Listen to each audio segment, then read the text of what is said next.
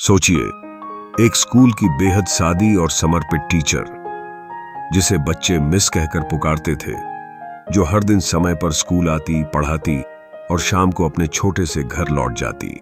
उसका जीवन बिल्कुल शांत, सरल और नियमों से भरा था। लेकिन एक सुबह वही टीचर अपने ही बेडरूम में मरी हुई पाई जाती है। पुलिस मौके पर पहुंचती है और सब कुछ आत्महत्या जैसा दिखाने की कोशिश होती है। बंद दरवाजा, पंखे से लटकती लाश और सुसाइड नोट। लेकिन फिर एक छोटा सा शक, एक पुराना पड़ोसी और एक बच्ची की बात सब कुछ बदल देती है। ये कहानी है अवनी रस्तोगी की, दिल्ली की एक सरकारी स्कूल टीचर, जिसकी मौत सिर्फ एक हादसा नहीं थी।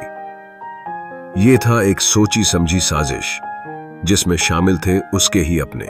अवनी रस्तोगी उम्र 38, दिल्ली के पटपड़गंज इलाके में रहती थी। सरकारी स्कूल में इंग्लिश पढ़ाती थी।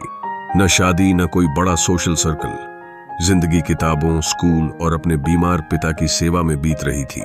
रोज सुबह 7 बजे उठना, स्कूल जाना, शाम को लौटकर पिता को दवा देना और रात को किताबों में डूब जाना, यही उसका जीवन था। पड़ोसियों के मुताबिक अवनी किसी से ज्यादा बात नहीं करती थी, लेकिन बहुत विनम्र थी। किसी को क्या पता था, उसकी जिंदगी में कोई ऐसा राज पल रहा था जो उसे मौत के इतना करीब ले आएगा। सुबह 8:30 बजे अवनी स्कूल नहीं पहुंची। स्कूल से फोन आया, फिर बार बार कॉल करने पर भी जवाब नहीं मिला। एक सहकर्मी मिस सुमन उसे देखने घर पहुंची। दरवाजा अंदर से बंद था। कई बार बेल बजाने के बाद भी कोई जवाब नहीं मिला। पड़ोसियों ने पुलिस को बुलाया। जब पुलिस ने दरवाजा तोड़ा तो अंदर का नजारा खौफनाक था। अवनी की लाश उसके ही कमरे में पंखे से लटक रही थी। पास में एक सुसाइड नोट था। मैं बहुत थक चुकी हूं, अब और नहीं सह सकती। शुरुआत में पुलिस ने इसे आत्महत्या माना। कमरे का दरवाजा अंदर से बंद था, कोई जबरन घुसने का निशान नहीं था और एक सुसाइड नोट भी मिला था। लेकिन कहानी में पहला ट्विस्ट आया अवनी के पिता के बयान से। उनका कहना था, मेरी बेटी कभी आत्महत्या नहीं कर सकती। वो बहुत मजबूत थी। उसने मेरी बीमारी के लिए अपनी शादी तक कुर्बान कर दी। दूसरा बड़ा सुराग तब आया जब फॉरेंसिक रिपोर्ट में सामने आया कि अवनी की गर्दन पर रस्सी के निशान 2 तरह के थे, एक पुराने और एक ताजा। मतलब पहले उसका गला किसी और तरीके से दबाया गया, फिर उसे लटकाया गया। पुलिस ने जब तहकीकात शुरू की तो पाया कि घटना की रात अवनी की चचेरी बहन रिया भी घर में मौजूद थी। रिया पिछले 1 महीने से अवनी के साथ रह रही थी, पढ़ाई के बहाने।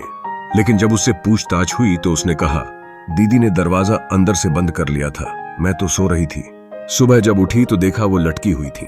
लेकिन कॉल रिकॉर्ड से सामने आया कि रिया रात 12 बजे तक व्हाट्सएप पर चैट कर रही थी और सुबह 7 बजे तक किसी को कॉल नहीं किया। इतना बड़ा हादसा और कोई रिएक्शन नहीं। अवनी के घर के पास लगे सीसीटीवी कैमरे की जांच की गई, जिसमें रात 2:70 AM पर एक नकाबपोश लड़का घर में घुसते हुए दिखा। आधे घंटे बाद वो उसी रास्ते से बाहर निकल गया। लेकिन रिया ने कभी किसी तीसरे व्यक्ति के आने की बात नहीं कही थी। इस नए सुराग ने केस को नया मोड़ दिया। पुलिस ने रिया और अवनी दोनों के कॉल डिटेल्स निकाले। अवनी पिछले कुछ हफ्तों से एक ही नंबर पर बार बार कॉल कर रही थी। नाम था आदित्य चौहान। कौन था ये आदित्य? रिया का बॉयफ्रेंड और एक छोटा मोटा क्रिमिनल, जिस पर पहले भी धमकी और चोरी के केस थे। जैसे जैसे पूछताछ आगे बढ़ी, पुलिस को समझ आ गया, रिया और आदित्य ने मिलकर अवनी की हत्या की थी। अवनी के नाम पर एक सरकारी फ्लैट और एक मोटी बीमा पॉलिसी थी, करीब 40 लाख की। रिया जानती थी कि अगर अवनी की मौत हो जाती है और उसका कोई और वारिस नहीं बचता तो वह खुद कानूनी वारिस बन सकती है। उन्होंने मिलकर पहले अवनी को जहर देने की कोशिश की, लेकिन नाकाम रहे। फिर एक रात आदित्य चोरी छुपे घर में दाखिल हुआ, अवनी को गला दबाकर मार डाला और फिर उसे पंखे से लटकाकर सुसाइड का रूप दे दिया। रिया और आदित्य दोनों को गिरफ्तार किया गया। रिया ने शुरुआत में सब कुछ नकारा, लेकिन जब आदित्य ने कबूल किया कि रिया की प्लानिंग थी, मैं सिर्फ मदद कर रहा था, तब सब कुछ साफ हो गया। कोर्ट में यह केस करीब 14 महीने चला। अवनी के पिता की हालत केस के दौरान और बिगड़ती चली गई। 2004 में फैसला आया। रिया और आदित्य दोनों को उम्र कैद की सजा सुनाई गई। जज ने कहा, यह हत्या सिर्फ एक इंसान की नहीं थी, ये उस भरोसे की हत्या थी जो हम अपनों पर करते हैं। अवनी अब नहीं रही, लेकिन उसकी कहानी एक मिसाल बन गई। एक ऐसी औरत जिसने अपनी जिंदगी परिवार और बच्चों को पढ़ाने में लगा दी, उसे अपने ही अपनों ने खत्म कर दिया, सिर्फ पैसों के लिए।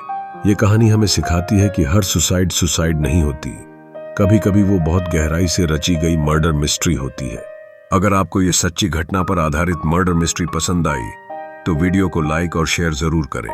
कमेंट में बताइए, क्या आप भी मानते हैं कि कभी कभी सबसे खतरनाक दुश्मन हमारे अपने होते हैं?